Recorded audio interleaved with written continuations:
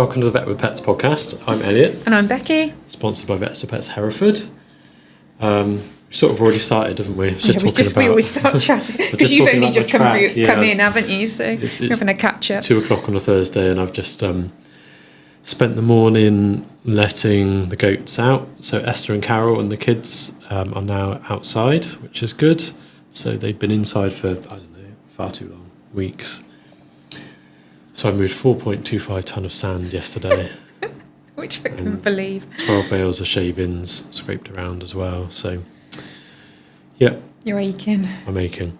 But the trouble is, because the mud mats have got holes in, so the holes are probably that big, 4 or 5 centimetres across, which is like goat foot size. So you need to make sure it's all covered completely. Otherwise, you don't want any broken legs. Yeah, exactly. Because the way they tear around as well. Exactly. But then I have spread it all around. But then what I've realised is that it then needs compacting. I'm still slightly worried that it's a bit of a risk. You might have to top it up. Yeah. So I'm actually going to get a little cat litter to top it up, like wood cat litter pellets. Because then they'll heavy and they'll fall down into it. Yeah. And I can just use a little bag and go around and fill in holes as I need to. Can you buy that in bulk? No, I'm just going to get it through work, I think. But, yeah. That's going to be a lot. I'm just going to get like 3 or 4 bags. I suppose they're 20 kilo bags, aren't they? For doing like little spots where I need to. Oh, like because I've still got another 850 kilograms of sand. Okay. But I just want to keep that in reserve because I probably am going to have to top it up at some point. We'll get Alice to put pictures in of the track so you can see what it looks like. So I've done some pictures. Maybe I'll do some video. Maybe you should do a little video of walking around it. Yeah. I'm going to let the boys out later, which will be absolute chaos. And the ponies look like they were enjoying it. They were trying to join in. They just get in the way. Just spend the whole time moving them out of the way, and then they just get back in the way. And they try and eat it. And I had a little bucket. I was picking up some stones where I chipped. So actually, also what I did that yesterday. So all the paving slabs we had that we'd taken free from elsewhere, a couple of years ago, they still had blobs of cement stuck to the bottom. So I had to chip all of that off by hand. So I chiselled off between yesterday and the day before probably about 30 slabs. You should have said to me, I've got one of those like electric drill chiselers. Oh, it's cheating though. Could have borrowed that. It takes the fun out of it. It doesn't. You need to save your energy. So at the moment, you've got one fixed day off every 2 weeks. Yeah, so I have to put a lot into and then a Sunday, 1 in 6, and then some like shorter shifts, but still you're here most of the time. Yeah. It just means that when I'm at home, I've got a lot to get done. I'm supposed to finish at 7, and I think I will actually go as soon as I can because I've got cleaning out to do. I've got to put the door back on the pony stable from where Apollo last ripped it off, so I can let Apollo and Gizmo out, because otherwise they'll be trying to mount the ponies. This is the thing with animals; they just make more work for you. Yeah, we'll put this video in as well. I took a video of Gizmo because he had bashed the side out of one of the pens, so I did a little bodge jump, put a bit of wood across it just to stop it from being able to lever, because he figured out if he pushes against one part, he can lever the whole board off. So I thought, well, if I attach to the other end, it won't lever. No. And then he won't be able to do it. And he figured that out, that it wasn't levering anymore. Yeah. So then he was just trying to bash the bit that I put on there. So not where he normally would bash it. He recognised the bit that I had fixed it with, and he was trying to take that off. Because he also ripped his door off last week or the week before as well. So I had to redo the bolt on that. I suppose he's getting quite strong now. Yeah, so today, the video I took of the girls going out in the background is just like bang, bang, bang, crash, because he's just trying to break through the door. Between him and Torty. Yeah. Yes, it's been a busy couple of days. Well, I had a mystery this morning because I didn't know. So Joe pretty much always leaves early than me, like working in the bakery. So he left me a little note. So he normally leaves me a note saying if the cats have had their breakfast or not, which is their wet food, because otherwise they will try and get more. But this morning there was also someone had weed on the kitchen table. But that was it. That was all the information. So it wasn't Joe, was it? No, not. Blaming it on the cat. Well, the cats aren't meant to go on the table anyway, but obviously one of them had. Yeah. And so then I messaged him saying, well, what size of the wee? A typical vet nurse thing. What size was the wee? What colour was the wee? And then he doesn't keep his phone on him because it gets flour stuck in it otherwise, and it won't charge. So then he has messaged me saying it was about the size of a 10p. So then the thing is, are you sure it's wee? Did you smell it? Because is it not just Sarabi sneezing or coughing up a little bit of stuff? So I'm waiting for another reply now to see did he sniff it or not. Such a grotty cat. And then I had to go around everywhere because, like, if one starts spraying, you want to make sure. I just went round sniffing everything to check. Nothing else. Nothing smelled like wee. So yeah, we'll have to see what happens. It's an odd place for them to wee as well. Even if, like, cats with urinary tract disease, often they'll pick a sink or the bottom of the shower or a bath. Or something plastic that warms up and down, like toasters, microwaves. And there's nothing new on the table. And to be a 10p piece as well, like that is small. Yeah. And they're all absolutely fine this morning. So I don't know. We'll see where that goes. I'll fill you in when I worked it out. Who did the wee? We realised that Tarka's been without water for a couple of days. Not really. Yeah. Because Fern had a surgery last week, which we spoke about, and she's feeling pretty well. Yeah. Her food and water. So we can't put her in a cage because she rips herself out of the cage and gets really distressed. And we can't leave her on her own, so I have to bring her into work with me. Because we can't leave her in a cage, but she needs resting, we just tie her up in the house. So she's just tethered on her lead on her bed. And we put the food and water bowls behind the bed. But she, towards Tarka, is slightly possessive over her food and water. Okay, yeah. So if the water bowl is over the other side of the room, it's not a problem. If it's near her bed, she doesn't like him drinking from it. So Tarka is the cat, of course. So the water's essentially been inaccessible, but he's been drinking out of the bath, Emily said. She pointed out today, she said, oh yeah, we did that thing where we forgot to give Tarka his own water again. It's almost just one bowl. Yeah. And he's fine with that. And there's so many sources of water all out in the garden as well. Outside there's water. And he likes drinking out the shower tray anyway. Yeah. I'd say 90% of the water he drinks out the bottom of the shower. I don't know why. Cats are weird. Just as soon he'll scratch at the door when he hears me come out of the shower. Because he wants to get in and drink. Because he wants to come in and go in the bottom of the shower and lick up all the drips. So strange. And you say Fern won't go in a crate at home, but when she's here in a kennel, absolutely fine. In a cage here all chilled. day. Yeah. But at home she won't do it. She won't do it. You're funny. Well, if you're there physically next to her and she's in the crate, she'll be upset, but she'll stay there. But like, if you leave the room, she'll howl, and if you leave the house, she will just rip herself out of it. Rosia, she'll just be settled all day. Yeah. That's a bit of a pet update. I need to get the isolation unit finished for the goats now. Monday it's been inspected. So this Monday? This Monday. So I need to fit in finishing that. And it's Thursday today. And you haven't got a day off in between. No, I haven't got any days off. And I need to finish the new aviary for the jackdaws. I'm very close to that. It's just taking that'll be nice. Yeah, that'll be cool. And then I need to put a new roof on Jack's shed. That's it, there's just always something. But it's worth it in the end. Well, yeah. Something about that. So we've got... We thought we'd talk about... It's been in the news quite a lot. We've been meaning to talk about it and just haven't got round to it yet. But what's led to it is I'm doing the veterinary management group.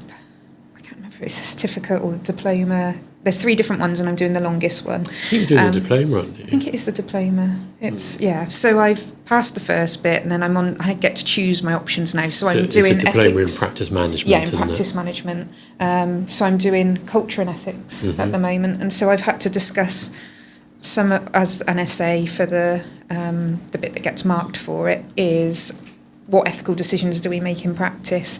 And so one of the examples I've used is how we decided, and it was actually 4 years ago, we decided to change to oral flea and worm preparations rather than putting the spot-ons on. And because there's been quite a lot in the press recently about it being found present in bird nests. Not the products we use. No, and so that's what we're going to discuss, why we've made our decisions. Yeah, and then how people can know what they need to treat for, what's around, what's the best way of doing it, and the pros and cons, really. We have to say we can't use the trade names of the products we use because we're not allowed to mention prescription medications without actually seeing the animal and prescribing it. So we'll only be using the active ingredients names, unfortunately, sorry. But if you Google it, you can see what products it's on. I know, my tired little brain is going to be too tired to remember all these different ingredients. I have written everything down, I think. It's more and more topical though, isn't it? Yes, and everyone's more environmentally aware. Yeah. But it's that balancing up of, we want to keep our pets treated and we want to keep them safe, but also you don't want to be killing wildlife at the same time. Well, there's so much, I don't know, opinion out there as well. It's definitely one of those topics where, I don't know, there's camps of people that would never use a parasite treatment on their pets and people that would use them very routinely. Yeah. And I think then the vast majority that just sit somewhere in between, sort of like neither hardcore either way. Which is what I've seen is probably more the issue, is people using it now and again and not correctly, but we can get into that. And this is the thing with the ethics, is that there's never just a right answer with ethics. It's just doing what you think is right and keep reviewing it, which we made the decision in 2021 and then we reviewed it now. We've spoken to the different reps of the products and got their veterinary advisors enrolled, and then we've sort of made a decision to continue. It's not that we haven't reviewed it in between. No. It's a complicated decision-making process in terms of we've been happy with what it is. Yes. And there is an economic element as well. Yeah. With the vast majority of treatments we supply being through the care plans that we offer, like the subscription service. Yeah. So it's got to be economical. Although when we changed in 2021, it was more expensive for us slightly to change to the oral preps than it was. I think it still is more expensive. But we felt the benefit outweighed. Yeah. So maybe if we talk about what parasites we're looking at in the UK, really, it's just the main one's fleas, which is what we used to see a lot of, but since we've got a lot of people on the care plan and treating routinely, we are seeing a lot less flea allergic dermatitis and flea allergies, aren't we? Yeah, I would agree with that. I think that's purely anecdotal. It's anecdotal to our practice, but and we haven't done any sort of study on it or anything. No, but then we can compare it to like veterinary online forums and things who are saying now and again, we've had a massive outbreak of flea allergic dermatitis, and is everyone else seeing this? And we're like, well, actually, we're not really. And that's I wonder nice. if more what happens is that the stuff we send out, because we send it all out automatically. Yes. If people aren't giving it that routinely, and then they see a flea, and they're like, I better give that stuff that's coming through the post every now and then. I bet that's what's happening. But I suppose even then, it's not getting to a big problem, really. And then the other thing is that we see a lot of allergic dogs who have got skin allergies, and we know that when they see them, they have had access to a product. Yes. So we can sort of rule out a flea allergy to a certain extent, can't to a certain we? Extent, so fleas, it's not life-threatening unless it gets really bad and on young kittens and they get anemic. Yeah, occasionally you'll have kittens die from fleas. But it can cause a lot of distress, and some fleas can carry some like bloodborne diseases, can't they, especially in cats. Fleas, the main thing I'd say with fleas that I always tell people is like 90% of the flea problem is going to be in your household, not the actual adult fleas that you see on the animals, because one flea can lay 50 eggs a day, which is mad. Yep. And then once those all hatch out, you've suddenly just got issues. Something like statistically, you only have 5% of the flea population on your pet. On the pet. Roughly, I think. So, but it's not so much of a concern because they don't really carry anything too much. No, it's just unpleasant for the animals. Yeah. Whereas ticks we've seen it earlier this year, haven't we? There was colder weather. We're already seeing some ticks now, and I know it's warmed up now, but like 3-4 weeks ago we had a few cats that had ticks on, and it was still quite cold. But yeah, more of a worry with the ticks, health-wise, because they can carry Lyme's disease in the UK. Yeah, and I think there's a fair amount of speculation that Lyme's disease, which is carried by ticks, can affect people as well. Yeah. In the US, it's a big problem. Yeah, I think it's probably quite not just I think, but I think the feeling is it's underdiagnosed in our pets here and in people as well, I believe. Because certainly in pets and people, the signs are very vague. Yeah, lethargy. And they can be over a very prolonged period of time. Yeah, definitely. And then we'll go on, because we're just talking at the moment about things in the UK, but we have, like with pets travelling and things, there are some things, and ticks is the main problem there. Then we've got our roundworms, which normally is, with cats, it's if your pet's hunting a lot. They'd be more prone to the roundworms. They can get them from their mother as young animals. They're so coming. And that's, again, we do, I don't know if it's just our practice, but we do seem to see less puppies I remember when I first started nursing, a lot of puppies would come in with big wormy bellies. You don't seem to see the poorly pets with it as much, do you? Potentially not. As before. We still see some. I think partly that reflects our clientele. Yeah, and I think because, to be honest, I can say Panacure, because Panacure's quite easy to buy over the counter, which is an effective, and I think people know more now that they need to worm puppies from a young age. And I think, to be fair, the fact that there is less demand for puppies now, and more puppies than the demand. People are having to do a good job. Or at least the people that are doing a good job are more likely to be able to sell the puppies. So then you've got your tapeworm. So roundworms look like spaghetti, is what I always tell people if you're seeing them, and you might see them in vomit or in the poo. Tapeworms, although they can carry them and you won't see anything at all worth noting. Yeah, it's normally if they've just got a heavy burden, or if you've used a product and they come out. If you never use a product, you may not ever see them. No. That's a discussion I'd have quite a lot with people. And that's one of the things we get people phoning, don't we, about probably 2 weeks after giving a treatment, and they're saying, "Oh, there's loads of worms have come out." Or even within a couple of days. Yeah, it's doing the trick. But some of the products we use keep on working, don't they, through the month? So people don't always expect. And we're like, "Oh, it's just doing the trick." it was a couple of days ago. We had someone call really worried because their cat had the wormer, and then within an hour had vomited up a load of worms. Wow. And they were concerned that it wasn't going to work. Yeah. So that sort of shows us that it's worked enough for now, and you might see some more the next month, sort of thing. Oh man. Yeah, and it's not nice. And then tapeworms, now and again you might see them vomit up a tapeworm if they've got a heavy burden, but you don't often actually see the worm itself, and it's like flat, like sellotape more and longer. But you normally see the segments. Yeah, you'll see the segments around cats' bums.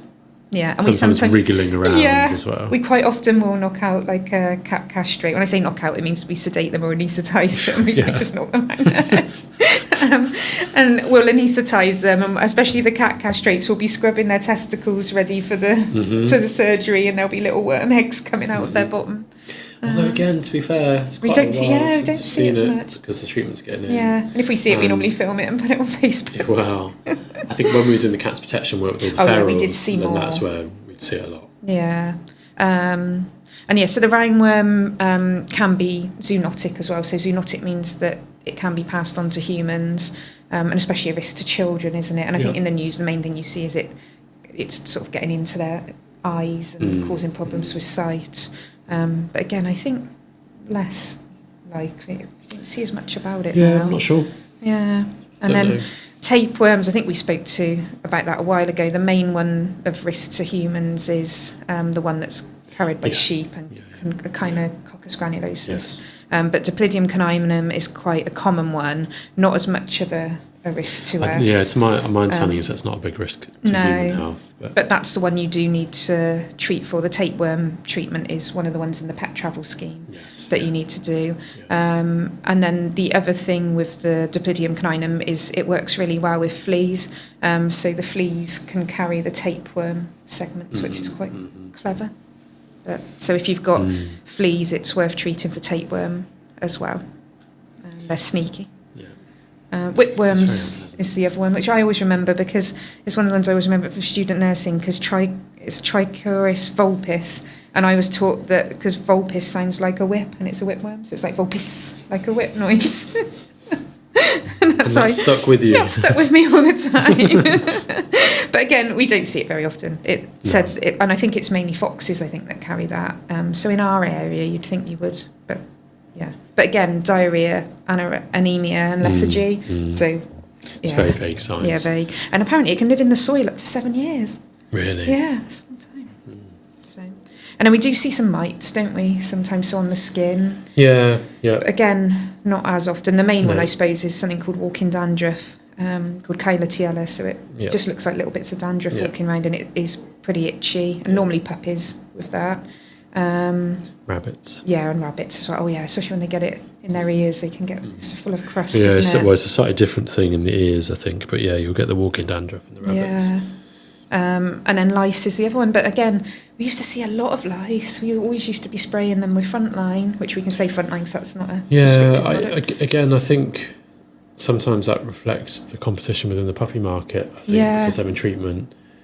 We'll occasionally see them when people rock up with collie puppies from mid Wales sort of thing. They're the ones that come with lice and everything else. And we used to see it on some of the feral cats, didn't we? Yes. But lice and mites, normally the animal needs to be a bit run down or poorly or just young, like immunocompromised for it to be an issue. Yeah, and worth bearing in mind that lots of animals, including ourselves, will have a population of mites that live on our skin. Yeah, Demodex mites. Yeah. So they live in the hair follicles. And again, we used to see a lot of puppies with Demodex, but the treatments that we decided to use in practice, they actually cover that all at the same time. So I think it's much less common. And that's, and like the mange mite as well, which would have been quite common in Hereford with the foxes all around. And yeah, I can't think of the last time I saw a Demodex mite. Well, we used to have to use... Aliodex shampoo. was the trade name. I could do what the active ingredient It stank. I don't think it exists anymore. I think it's carcinogenic, so I think it's been taken off the market because we always used to have to wear gloves and a mask and do it outside. But what you'd have to do is pour it over the animal and not wash it off. So it was called a shampoo, but it was a dip really. And you'd have to use like a flannel and put it all over the animal, and then they'd have to have a collar on until they dried so that they didn't lick it off. But yeah, we used to have to do it outside. So if it was in the winter, we'll be fighting over who didn't have to do it. But it stank. It smelled like creosote. So yeah, I always remember. And they'd have sore skin quite often with it as well, and they didn't used to like it. Yeah, so I'm glad you can just give a tablet now and it's sorted. It's available anymore. No, I think that's why. Yeah, it was horrible stuff. It's amazing. With all the stuff that has come out as carcinogenic that vets and vet nurses used to work with. So so those are the main things we'll see in the UK. I also think when one of the topics is going to be on the environmental impacts of stuff we're giving, then you've got something like Anidex. And that would just be washing down the drain. Yeah. And there would have been loads of stuff used. Loads. Demodex was really common.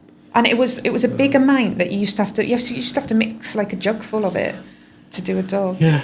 You'd just be like outside on the lawn just dousing it over them. That's mad. Yeah. It's crazy.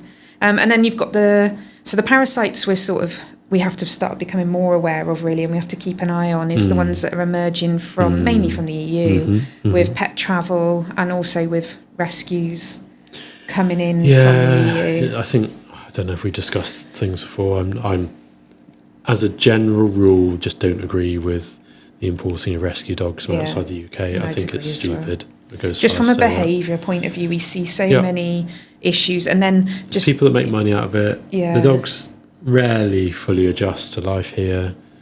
The disease risks to human health and animal health. It causes us a lot of problems, doesn't it? But leishmaniasis is one of the things, and we've got a few dogs, haven't we, that we've had, and it can seem that it's gone, and it can flare back up, and it can be something that comes in and out that we have to treat for. And I think it's mad that people will import these dogs knowing that they've got leishmaniasis as a rescue, when there's countless other thousands of dogs in the UK that could be owned.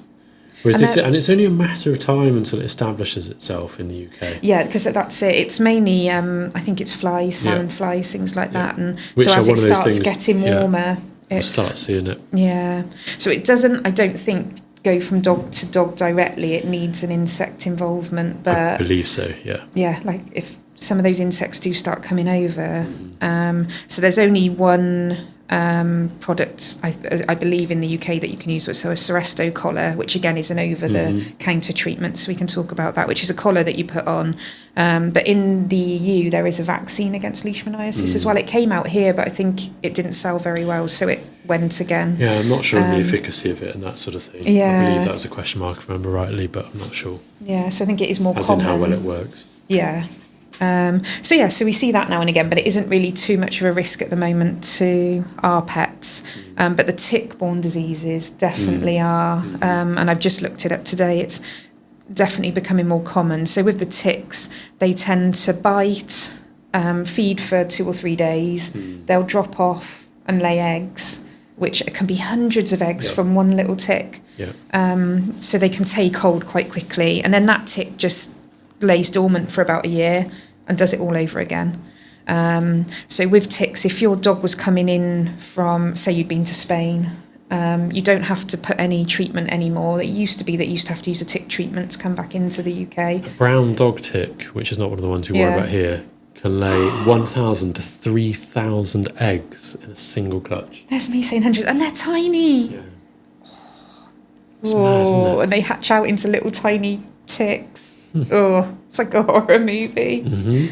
So yeah, so your dog, if you've been abroad, could come back with one tick on it, which can then hatch into lots. And yeah, it used to be that you used to have to use certain tick treatments so many days before coming back into the UK, but that isn't a thing anymore. It's only tapeworm treatment that you need.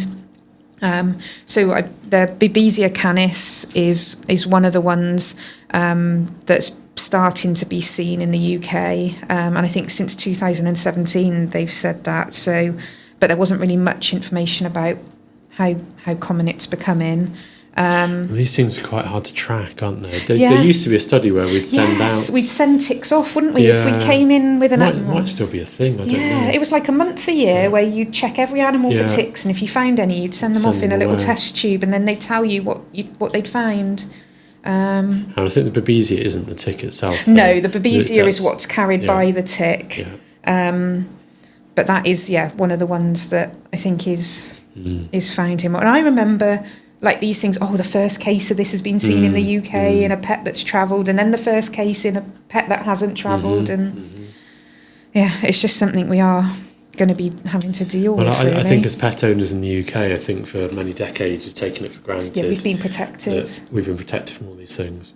And this is one of the arguments, really, when there's some people saying you don't need to be treating all the time, but in my mind, when we are being faced then with these risks, and we don't just stay still anymore. Let's look at why we treat. So we treat routinely for a lot of these parasites for effectively two main reasons, one of which is to protect the health of the pet, but the other is to protect the health of the people as well. Because of some of these diseases are zoonotic, which means that children in particular or immunocompromised people, but also healthy adults can get some of these as because like Lyme's disease, anyone can get that from a bite. And then is it Ixodes tick? Ixodes, that's a tick that we've got in the UK anyway, but it has started to carry diseases that weren't in the UK. They've come from abroad.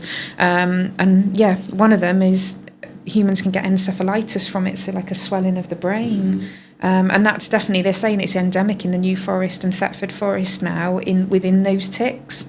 And the thing is, once it's here, it's here. Yeah, because it's an insect. You can't get rid of it. No. Yeah. So that's something, especially if you're in those areas. But also, a lot of our dog owners will UK holiday. They're dog friendly, stay in Airbnbs. Or it's like when camp. we went down to get Frank, one of the goats, a couple of years ago. Like, we took Fern down with us, and that was New Forest, and then we had a little walk. Collected him. So. And you can't stop doing that. No, exactly. You can't. Exactly. And then environmentally, having UK-based holidays with your pets is a lot better than flying. It's, a lot to think about. And then there's another type of tick as well. I think it's called the sanguineous tick. That's mainly in warmer EU countries, but is found on dogs coming back. But again, with temperature increasing here, the risk of that. And that carries 3 different types of disease that we haven't got here at the moment, but will have at some point. So we wanted to sort of talk about why we've made the decisions we had.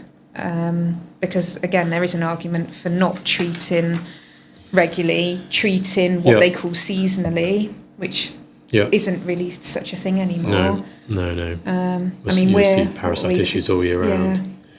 But also when you bear in mind, like, what is seasonally now? Yes. Like, okay, so the last, 10 days or so at home, we've had a frost each night. Yeah. It's got to 20 degrees at times in the day. Yeah, in the daytime. But then if you wind the clock back, 4 or 5 weeks, it was really mild. Yeah. So. And we have real mild, sometimes in like November, December, when these things, and I think. And centrally heating heated homes as well for fleas. And I think fleas, it has to be, I think 4 or 5 days of minus degrees to kill off any pupae that are in, because they bury down into the soil. So, yeah. But bear in mind, they'll be living in the house, Yeah. and they'll be active in the house the whole time anyway. Yeah. Actively reproducing. So fleas really, we're thinking, is a risk all year round, especially if you're taking them out, dogs walking where there's wildlife, because they're going to be one of the big things, and cats just do go out and about and get into But even if they're everything. indoor cats as well, some of the worst infestations we'll see is indoor cats. Yeah. Because people just don't really think about it, and then before you know it, you've got that one flea which has laid hundreds of eggs, and then there's hundreds more. And within a short period of time, you've got a real problem. So we've chosen, we obviously use the care plan to treat regularly, but that's something obviously we'll be just keeping an eye on of what the advice is. I think it is being reviewed, I think within the group, not quite as we speak, but I think it's up for discussion, is the idea with the worm side of things, we're doing worm egg counts as part of the subscription service that we do. Yeah, and I think that would be a good way going routine forward. Treating. Because with worms, your main risks are raw feeding, fleas. Yeah. So if you're treating the fleas, you shouldn't need to treat one type of tapeworm anyway, and picking them up from other infected animals. So the routes of picking up tapeworm at least are low. So we do only mainly treat every 3 months for that, because we don't need to do that monthly. I treat my dogs more frequently. Yeah, and if you're on a farm, because we live on a farm and I've got children, and so it's a risk sort of benefit. So I've got written down what they say are the risks of like the fleas or ticks or whatever parasite it is becoming immune to these products. And one of the things is overuse, although I can't find that much information about the type of flea and tick products that we use now being linked to that. But I think it's worked from antibiotics and other areas of science. The main one they say is misuse. So not giving the correct dose, not giving the correct amount for the size of the pet or for the type of the pet, and then also not following the instructions. And all those things are far more likely with an over-the-counter pet shop style product, because there's no need to have even weighed the animal before buying it. And particularly most of them are spot-on treatments. Yes, that's probably the big thing we should where point does it out. end? Where does it end up? Some of it gets on the animal, the rest of it gets rubbed off on the sofa, or washed off. And so with the ones that we're prescribing, with growing puppies and kittens, we see them every month until they're 6 months. And then we'll normally, unless we know that they're not going to get any bigger, we see them again at 9 months for what we call a teenager checkup. And we'll see them again if it's like a giant breed dog and we know it's going to go up more. But normally at that point we know sort of what weight we're dosing for. We can also give advice to the owners on how to give it, what's the best way to give it, etc. But then the other big thing was just natural genetic diversity of the parasite. So that isn't really anything we can control, apart from making sure there aren't survivors. Survivors was the worst thing. So to kill them all. Yeah, and just use your product. So using the product monthly, I would say, is an argument for doing it, because the product will wane off its efficacy towards, once it's gone past that amount of time it's made to work for. And then you're going to get fleas and things coming into contact with it, but not at a high enough dose. So surely that is when you get But then just thinking from a large animal point of view now, we need to pin down a large animal vet. There's a lot more evidence on the large animal side of things. From a large animal point of view, particularly with internal parasites, so worms, actually there is, I guess, strong evidence that says if you've got a group of animals and there is overall quite a worm burden, and you've tested for that and you've proven that, actually the animals that are in good body condition and they're dealing with it fine, you don't treat them, you only treat the ones that are affected, and that helps to minimise the development of resistance, because then you're still going to have a population of worms where, let's say you've treated and it hasn't worked on some of the worms and they're resistant to that drug. In the animals you haven't treated, they haven't been exposed to the drug. So those worms, so this is the worms, not the animals, the worms will then breed and hopefully will still maintain sensitivity to the wormer. Okay. Whereas if you treat everybody Yes. and you knock out all of the worms except for the ones that are resistant, when those worms that are left behind then breed, You just get left with you've resistant only got the worms. resistant worms. Okay. So- And yeah, there did seem to be a lot more evidence on the worm side of things rather than It's the easier to monitor, isn't it? ectoparasites. Yeah. And there was a lot more with the large animal Yeah, because yeah. I suppose the money's there, Well, then you want to you're using preserve your much herd. bigger and- quantity of drugs, aren't you, as well? Yeah. And I think the environmental implications therefore are much larger. Yeah. And I suppose really the pet industry is largely unregulated with this sort of Yes. thing. Yeah. I think that will probably change in the future, but Yeah. farm animal is much more tightly regulated. Yeah, definitely. And then the other things were giving the wrong drug for the wrong thing, which again we choose our drugs knowing the area and what our owners what they might come into contact with. Whereas if you're just picking something off the shelf, you could just you don't really know. Poor storage and expired products. So again, our argument would be that we post them out every 3 to 6 months. They're getting a constant supply and hopefully using them, and they won't be using just an odd expired packet out of the back of the cupboard because they shouldn't need to.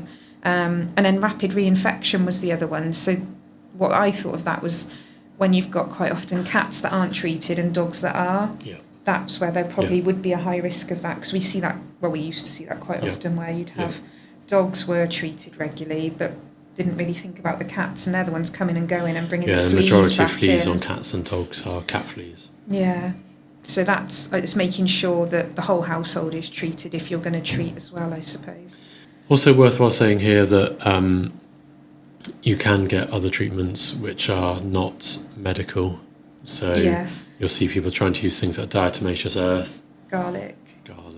Garlic's actually toxic for dogs and cats in high enough low doses. concentrations is probably right, and I just think the idea with the diatomaceous earth being that it, I don't know, shreds the parasites or makes it. I don't know. I think for chickens and things, it's because you can just It's highly irritant if you breathe it in as well. Oh, is it? I didn't know that. So I was going to think for chickens, for things like red mite, if you're putting it in the bedding, that sort of makes sense because even then, no, it's not really going to work, I don't think. But and it's just hard, isn't it, to know? And sometimes you just... Also, some of these products that are out there have not even some of them, none of them have any studies to prove that they work. So I'd far rather use something. And if they did, like say rabbit's ears, someone did an actual study and showed that it actually cleared the roundworms. Yeah, so people will feed dried rabbit's ears, claiming that it will worm the dogs because of the hair. Brushes it out. Shouldn't laugh really. People genuinely believe this. But if someone, actually brought a study out, and if it worked, someone would do a study, and they and they prove that it works. Yes, but it doesn't work, and they'd license it because then they could make money out of it. But it doesn't work. Yeah, and then the other one is poor hygiene. So having sick pets are more likely, like we've said, if they're immunocompromised, they're more likely to pick it up. And then if you've got a lot of dogs pooing in the same garden, they are going to reinfect with worms more easily. So picking up that your dog's poo and things like that is definitely important. In our garden, you have to pick it up because otherwise the tortoise walks through it. Or Mickey eats it. I don't know, Mickey's contained, but Torty got covered in dog poo the other day, apparently. No. And spread it everywhere. Yeah, just walked around. You probably ate some as well.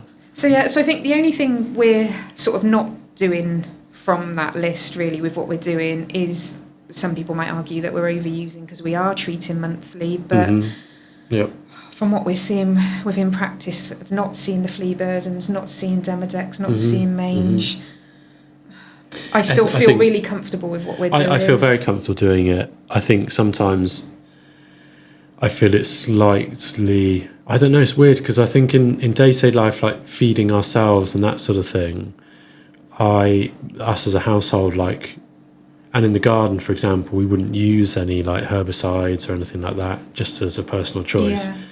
But then I'm very comfortable routinely treating the dogs and the cat. The goats, I do worm egg counts regularly. Yeah.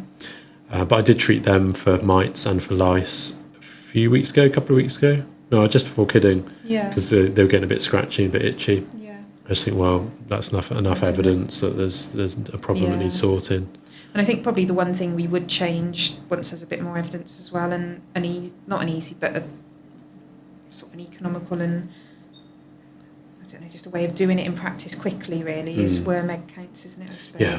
So that we reduce the amount of wormers that we're using. Well, not even worm egg counts, there's the PCR test now. Oh, yes. That IDEX does. Yeah. So PCR is a polymerase chain reaction, a tiny little brain. So what that does is that detects bits of DNA from whatever you program it to detect. So they've got that for all the worm species. Okay. So with the worm profiles that we send out from sick animals, we send away poo, generally we'll have the PCR test done as well as looking under a microscope. Because in theory, it should be more sensitive at detecting the presence of them. And then I suppose it's having that knowledge then, I don't know how much there is available, we should probably speak to IDEX, of do they give you different levels of what's high, what's medium, what's low, and when do you actually need to treat? Yeah. But that was definitely something we could use going forward. Yeah, it would be interesting, yeah. But then I suppose the argument at the moment, there isn't really that much surrounding concern with wormers and dogs and cats. It's more the flea treatment side of things at the moment. Yeah. So there was a study, well, that was in 2021 when we changed the treatments from a spot-on treatment, which is a liquid that you put on the back of the neck. Yeah. We changed to a tablet form as like our first line of treatments for our flea and tick treatments. In 2021, because it had been shown that there were high levels of both fipronil and imidacloprid in the water sources, which were two of the main, again, we can't say the trade names of the spot-ons, but it was two of the, well, fipronil would probably be the most common one used. You can buy that on the shelf in any pet shops. Yeah. And there's all sorts of snazzy rebranded fipronil products online and stuff nowadays as well. And then imidacloprid is one of the main prescription, well, they've got a prescription side of it that's got the roundworm treatment in with it, and then there's one with imidacloprid that you can buy off the shelf as well. Very effective, the imidacloprid against fleas. Questionable, we think, with the fipronil, but it's been banned. So the fipronil's been banned in agriculture since 2018, and the imidacloprid because of the water sources. And then a study was done. It was on one of the heaths in London, so they have dog swimming areas. So they tested the dog swimming areas against the non-dog swimming areas, and proved that swimming dogs can contaminate the water with these two products. And they knew that there was no other way of these products getting into the water other than the dogs swimming. And so it was, with both of them, it was 20 times larger amounts in the water than what was considered harmful to wildlife. So, and it's an insecticide, so they're worried about water insects, then dragonflies, bees, anything around those water sources. But also a lot of these things, I think it's probably fair to say with some drugs, we don't fully know how they will build up in the food chain. No, or how long it takes for them to disappear then as well. And ultimately that will end up coming back round to us. Yeah. And they say in rivers it is still higher because of what was used in agriculture. And, but this was an area where there weren't rivers feeding into it or anything, where it could have come from agricultural wash-off or anything like that. So that was when we decided to change what we did. And actually it went really well. We were a bit worried that some cats might not take the tablet form, but the feedback we've got mainly is that the cats prefer the tablet. It's like a chewy treat to having the spot on, because the crinkle of the packet and having the wet and thing on their skin. I would say there's owners that are happier to go out of their way to tablet the cat as well, even the ones that don't like it, rather than putting a spot on them. Yeah. Most cats hate the spot on as well. Anyway, they hate the liquid, and we used to get quite a few that would have little reactions, wouldn't we? Yeah. So I've got here, this is with the tablet treatment that we use, which is Lotilana, is the active ingredient, and it does fleas and ticks. So for cats, we give them a little chew. You can crush it, because Arabella, my cat, won't eat it. But Artie, if you put it with some Dreamies and put it on the floor, he will just eat it. Yeah. But she doesn't. But it crushes into a powder, so just sprinkle it in her wet food. It's fine. Won't eat it. You won't. You have to crush it. Do you tablet him? So they say small amounts may reach the hair follicles or the skin, but it will be within the hair follicle or the skin. Yeah. It's not on the outside like a spot on is. So the spot on sort of covers the hair rather than being absorbed. And so the main flea control is through the bloodstream, which differs from the spot-on treatments, where it's localised on the skin surface. So it's excreted. So this is all what we got from their veterinary advisors, wasn't it? To find out, make sure we were still doing the right thing. It's excreted by the faeces with a small amount in the urine. So going forward, I think that's where the research needs to be really, because with cats, obviously they can poo here, there, and everywhere, but I think at the moment, Or they can wee on your kitchen table. or they can wee on your kitchen table. I won't be getting any fleas. But they think because it's small amounts and it's going into the soil rather than into water sources. But I'm sure we'll sort of hear more of that really. But they say the main thing is getting rid of cat litter in your waste bins. Is the main thing with the cat's toileting. And it would be interesting to know how it does affect the local environment. Yeah. Like I pointed out when I brought Priscilla in the other day, we euthanased her under anaesthetic, that there's no parasites on her. No. So Priscilla's the hedgehog that was once wild and then is sort of wild in your big enclosed garden because she had neurological signs. But I don't use any treatments on her, haven't done at all. We'd had her, I don't know, 5 years, I think, probably. 4 to 5 years. Yeah. And normally when we see hedgehogs come in, they've always got parasites. And she had quite a dirty bum because she hadn't been able to... Well, we took an x-ray and she had spondylosis, didn't she? Yeah. So she hadn't been able to clean her bottom properly. No. So, which you would think she wouldn't be able to groom herself and get rid of fleas or ticks and things like that. Yeah, so it's interesting. And actually no fleas on my rabbits either. And the rabbits live completely outside all the time. Yeah. I checked them when I vaccinated them fairly recently. So it's whether it's like herd immunity. It's interesting because then the dogs, of course, share the garden. They're there all the time. So, or are the dogs just mopping up the parasites? Yes. Because as soon as they jump onto the dogs, they're then ultimately killed. Yeah, so you're not getting a lot building up. I think there's more to learn. Oh yeah, definitely. Well, there always is. Yeah. So then the reason mainly that we re-looked into it this year, well, probably a few months ago really, wasn't it, was that there was an article in the Guardian newspaper about a study that was done. It was the Songbird Survival Trust. It was there was a few different universities as well that were in on it, and basically they looked at nesting tits and they looked at the nests after, and they checked how many babies had gone on to survive, how many had died, and how many of the eggs actually hatched. And it was found that the nests that contained some of these insecticides, so there's 4 main ones actually. There was fipronil again, imidacloprid, which we'd already talked about, permethrin, which is mainly livestock now. We don't really use it. I think you can buy it over the counter for some dog spot-ons. And then one of the ones that was in the highest concentrations was called dinodefuron, which we hadn't come across, but after Googling it, it is in a prescriptive veterinary spot-on, but also used apparently in the agricultural industry to spray leafy green veg, and also when they're growing turf to sell as well. So it's used within that as well. So it could also get to the birds that way, obviously. What I don't understand is why there was more dead offspring and unhatched eggs with increased insecticide. No. Because birds' nests, like if you ever actually looked in one, they're I don't crawlers. nowadays because legally you're not allowed to serve them, but as a child, all the time, there would always be like lice, flat and we flies, get little that sick sort of birds thing. in from like nests, and they're always covered. So I always thought as well, because I used to put the hair out from my pets because I thought, they're treated and that will go on to work as an insecticide. So this study's still going on. It hasn't quite finished yet. Is it a correlation or is it a cause? Yeah, so I think that's what they need to look at. They need to do some postmortems and things like that. But so what they've found at the moment is the ones that do contain higher levels of these products will have less baby birds coming from the nest and eggs that don't hatch. So maybe it's something that's going in through the eggshell or something like that. But they test 15 insecticides altogether, but those were the 4 main ones that sort of came up really. And what's come out of that at the end of the study, what they've said is not to brush your pet outside or put out pet hair if you've used a spot-on treatment. No swimming for dogs, just don't let them swim in water sources, because they've said ideally they should be leaving 28 days after putting a spot-on treatment on, but spot-on treatments normally last a month.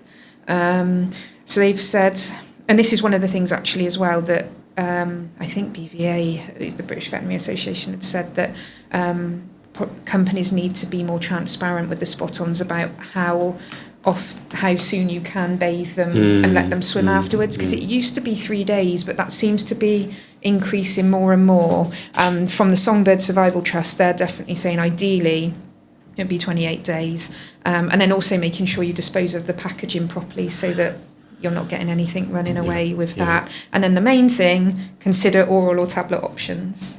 So that just... Yes, and I think that's the thing really, is that with any of the collars or any of the spot-ons, if you're letting your dog swim or your cat's going outside, it's going to contaminate the local environment. We're just getting the study up now, because actually I don't know what sort of numbers it was. I haven't really critically analysed it.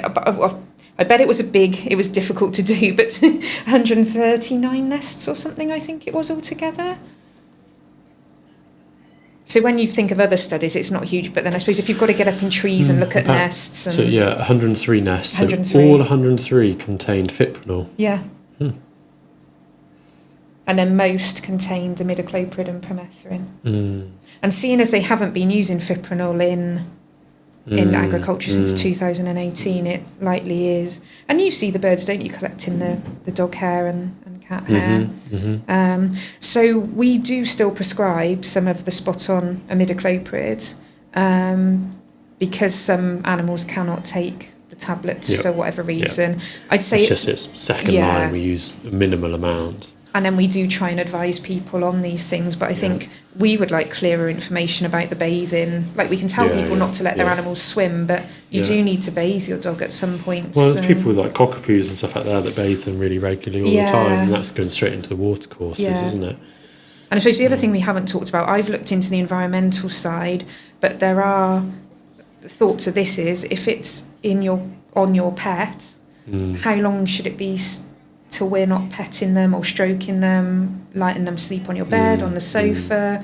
Because then they're sleeping on our bedding and things, and then that's going in the wash as well. But also to us, just handling them, it makes you wonder, doesn't it? And then one of the things that's come out probably this week or the week before is that Frontline, the makers of Frontline, have brought out an over-the-counter tablet form. So I think it is all leading that way. So it's made me think even more we are doing the right thing by giving the oral tablets, because if even the big companies have realised that's the way we need to go, I think that's what's going to happen. Yeah. I'm going to look at this study in more detail at some point. It is interesting. Yeah. And then I think who goes around checking all more. These nests and seeing what happens? And I think it is still going on. This is only part of the study that they've put out at the moment from what I was looking at. And then I should probably say the other main product we use, tablet form for dogs, there's fleas, ticks, roundworm, lungworm, and the types of mites that we were talking about. We checked as well how that was excreted, and it was mainly biliary excretion in the faeces, so through the liver and out into the faeces.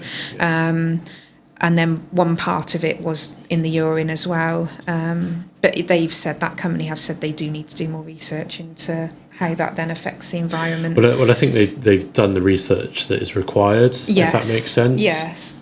They've done what's required by the VMD, which is the Veterinary Medicines Directorate, to get the licence. But also it's questioning now, how often do they need to review that? How often? But I think it's mainly avoid spot-ons if you can, really, and ask your vet about alternatives. Well, the most environmental option is just don't have a pet. Well, that did come up on some of the ones. Don't have a pet. I often think that. I think there's people that get very passionate about some of these concerns. But pets are pretty environmentally damaging on the whole. Yeah. Because we feed them and we do all sorts of other stuff. And, But then if you are going to have them, you need to keep them protected, don't you? So I'm quite happy with what we're doing, and I'm confident in what we're doing and speaking to people about it. Yeah. And then it's just sort of critically analysing things that come up as they come up, really, isn't it? That's it, and just keeping an eye on it. And I would say having a stance on it as well. Yeah, because we were sort of told a little bit with our social media when we first brought it out in 2021. A few people may have said, there aren't that many studies into it. Do you really need to say you shouldn't be using spot-ons? And we just felt we were right. We'd looked into everything. And I'm a little bit smug now that that Frontline are bringing out an oral tablet version. Yeah, but those people that commented those sort of things at the time Yeah. wouldn't even remember that now. No. And then, yeah.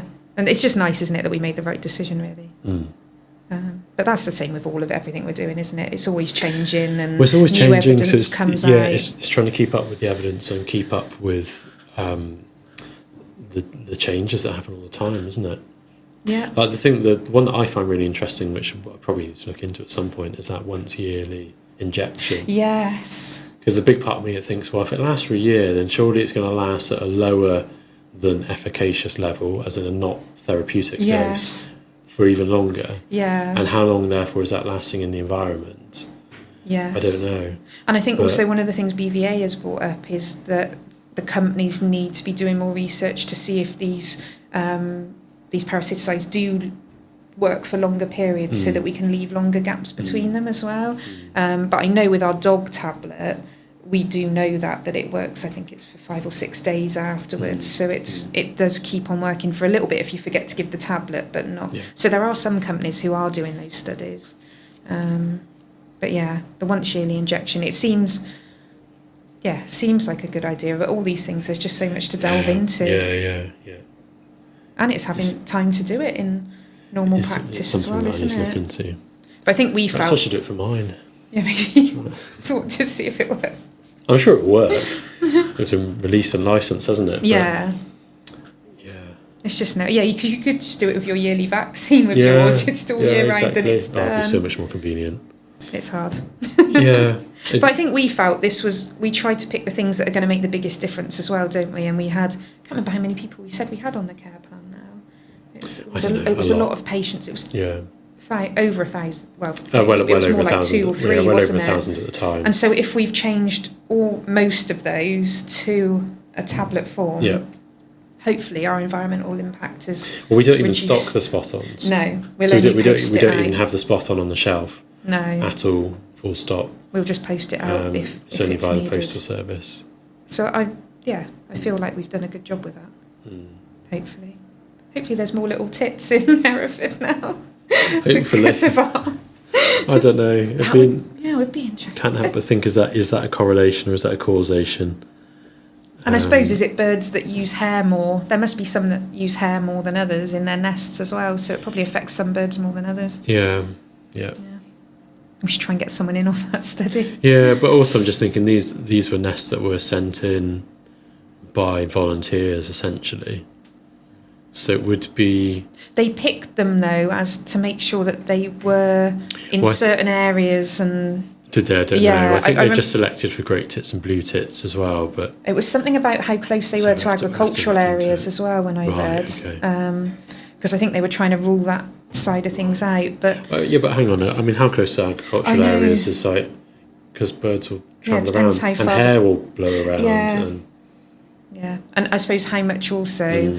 I suppose they don't use fipronil or imidacloprid now, but permethrin, I suppose, is like how much of that is on livestock hair as well. Yeah. But I think from the watercourse study, we're definitely doing the right thing. The amount of dogs that like to swim, and it's difficult to stop them. But then I suppose you have got the argument then of what I also read is that where dogs swim in water, there's less frogs and newts because they dig up the mud all the time. So that's another. So yeah, even if your dog is on a tablet one, it's worth thinking about where you're letting them swim. Yeah. Interesting. It's just a rabbit warren, isn't it? Yeah, it is. Yeah. It'd be interesting if anyone's got any questions though, who wants us to elaborate on things. But we felt because it's been in the press as well, we probably should highlight that we aren't just carrying on as normal. We are. Yeah, we always look into it. Yeah. Because otherwise, the other thing I wrote when I was writing this essay was, we treat a lot of wildlife here. That's another one of our ethical things, and we're sort of working against ourselves if we're working to try and sort out all these baby birds and the injured ones we have in, and then we're sending them back out. Yeah. And on the other hand, we're putting loads of spot-ons on things that exactly. Working against ourselves. But again, like correlation versus cause, like because if we've got something with like flat flies, then occasionally we use a fipronil spray on the bird. And it's like it's proved safe for the birds. It's fine, Don't know. But then I suppose it's also the other thing with the waterways, and you're killing off the insects there, is these birds that we're releasing quite often need those insects for food, so not just affecting the babies, it's course, affecting their food source. Yes, yeah. I know, hopefully we're doing the right thing. I think so, And again, it's like just with business hat on as well, it's a hard part of running a veterinary business too. Yeah. Because we've got to make ethical decisions, but also the figures have got to add up, so we can carry on paying everyone and looking after the sick animals. And it's also people wanting value for money as well. So if they're on the care plan and you say, well, you can have your flea and wormer on there, but you don't necessarily need it, or it's if it turns to that side of things. We've just got, the care plans have got to keep up with what pets need, don't they? And we could be offering the cheaper version of a spot-on product on the care plan, which would be better business-wise, make us a lot more money actually across all the thousands of patients on the care plan, but just wouldn't be as ethical environmentally in our current opinion anyway, with the current evidence available. And then we can sleep at night. Okay, well hopefully that was remotely interesting for people. I think it's something people do worry about. Our like 3 listeners that we've got. No, we've got more than that, I think. Well, and the Guardian, thank you for hanging on in there, 3 listeners. The Guardian just did not point out that it was only spot-ons. They just blanket put that it was parasiticides. Well, I think that was just the Guardian picking up on the study by the Songbird Survival Trust and just eyeballing while we were chatting some of the graphs. I just think I don't know. I ought to go back and critically analyse all the data in it, because it just doesn't look like, I don't know, as statistically significant as... You've got time. No, I've not got time. They I'm are not bringing going to more out, bother. and I think they are thinking of rolling it out more. So but the watercourse stuff definitely holds up. Like when you just look at that dot plot there, I mean, total insecticide concentration, number of dead offspring, it's hardly a trend. Like really, realistically, is it? I didn't open up all of the the figures and everything on it. Yeah. To be fair. We'll look into it. But we're not going to be changing back onto spots anyway. No way. Okay. Brilliant. Cool. I said last time we need to get some more guests lined up. Yeah. I mean, it's only with all my free time. It's only been 4 days. Yeah, I know. With all my free time, I need to get sorted. Brilliant. Well, we'll wrap it up with that, shall we? I'm going to see some consults. I think I've got a couple. No, 1 tortoise, and then I've got the other tortoise that's in. And I think one of Abby's our student nurse, and she said, someone else on her course said, "Where are all your tortoises coming from? How many tortoises do you see?" And she said, "Well, at least one a week, but at the moment it's 1 a day." Yeah, so many at the moment. It's nice. So many tortoises. I love seeing tortoises. Yeah. But I'm starting to lose track of which one's which a little bit now. So you can just do it by size. It's a bit like SEO Trot, where they start with the smaller ones and build them all up. Yeah. Oh no, we were just talking at lunchtime how nice it is seeing all the different species. And we were talking because Beth's doing her first ferret castrate tomorrow, which was a stray ferret that came in, but he's been with us more than 7 days now, and Charlie, our receptionist, is taking him up. So that will be Beth's first ferret castrate with you helping her tomorrow. Yep. Which I hadn't realised we'd booked it in. So, you'll be fine. No, you've warned her. That'll be fine. She's doing rabbits already, It's not a difficult procedure. It's one I sort of make it up each time. There's a couple of different techniques, and often I just decide when I get in there. Depending on what the ferret looks like. He's quite a big ferret, isn't he? Yeah, it depends how fat they are and how big the testicles are. Yeah. That's the general. Well, Charlie says rule. they're big. She said they're easily visible. So, yeah. So it's just so nice seeing all the different, all the different species. Yeah. Right, I think my first one has now rocked up. Oh, cool. So wrap it up with that. So I've been Elliot. I've been Becky. Thank you to Vets for sponsoring. Thank you, Vets for Pets. We've been the Vet with Pets, and we'll see you soon.